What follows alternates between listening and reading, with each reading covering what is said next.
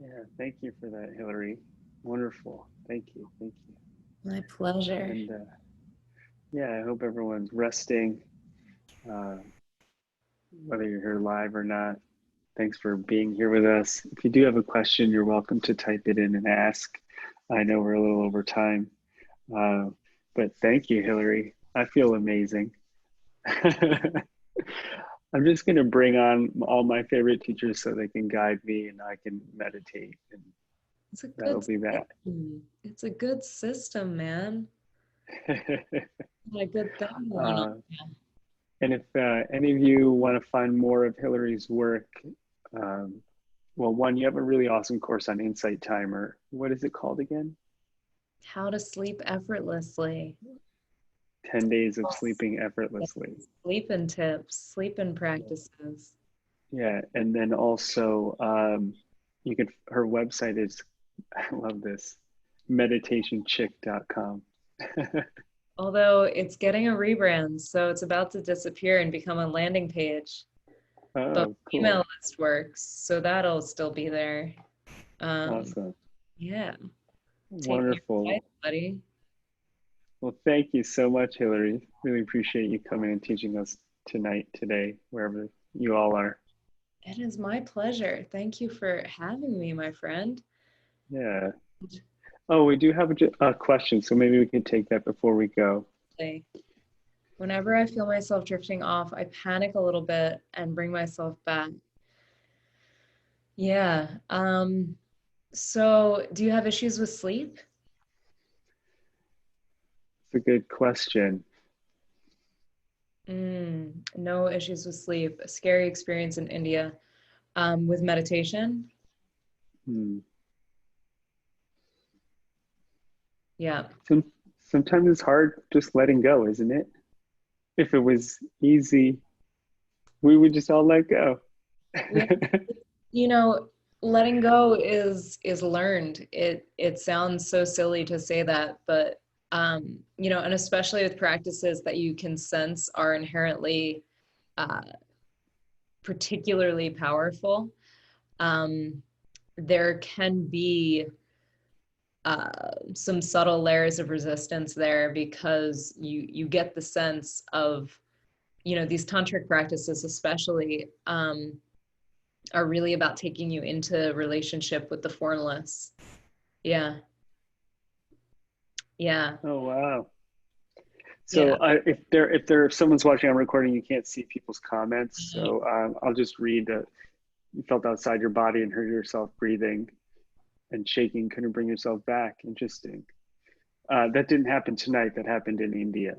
Yeah, we have these wild out of body experiences, and sometimes if we're not prepared for them, they can freak us out. And I think that's why, Hilary, I think you could speak to this too, that, there's a structure and kind of stages and steps so that we learn these things. And so we don't just go into the deep end and lose it and then Yeah, want to practice again.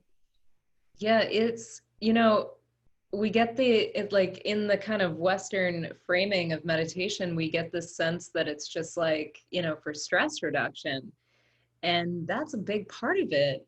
But, some of these practices have been practiced for, thousands of years to grant you direct access to the world beyond form, which is really a very confronting idea when we are living in the material world, and to be in your right mind and to have the material world kind of dissolve and to have like, almost an experience of depersonalization or dissociation or however you might have experienced it. It's very, very confronting. So I fully understand that. And what I would actually encourage you, there is something especially vulnerable about the pose of Shavasana. If you're practicing Yoga Nidra from lying down, I would actually invite you to explore practicing it from seated to keep yourself more grounded in your body. And even if you feel particularly mm, panicked, so to speak, you can even practice with a soft gaze. There's really no need to kind of push yourself into that deep end if you're if you're having that experience of fear or panic, you can always kind of pull back as a way to gradually take yourself into these deeper spaces. Yeah, you got to get into the pool one step at a time. Thank you for that question. Thank you. And you know, sometimes we have some deep underlying issues that when we slow down, they start to rise to the surface, and Mm-hmm. that can freak us out. And you know, if we start waking up out of the matrix a little bit, that can also cause some anxiety when things start to shift around us. It can be growing and shifting your awareness isn't always pleasant. Sometimes it is, sometimes it isn't, you know. Yeah. That's why you got to do what Hilary did. You move to India and you go to the ashram, and then no one can bother you. Yeah. Yeah, that's how it works. You just you drink smoothies all day, and they give you pineapple to eat, and it's really lovely. What ashram were you at? Was that a nicer one? No, it wasn't that nice actually. Well, thank you so much, Hilary. Thank you all for being here. I know if you're on the East Coast, it's really late for you. And if you're in Europe, it's totally in the middle of the night. But thank you all so much for being here. Thanks, Hilary. Really appreciate it. And this will be, if you're here live, it'll be in the member area. If you want to do Hilary's meditation again, I'll cut it so you can just listen to her meditation. Thank you, Hilary. Not the convo. Thank you, David. Thank you you all so much for being here. Thank you, Anne. Awesome. Good night, everyone. Thanks. Take care. Sleep well.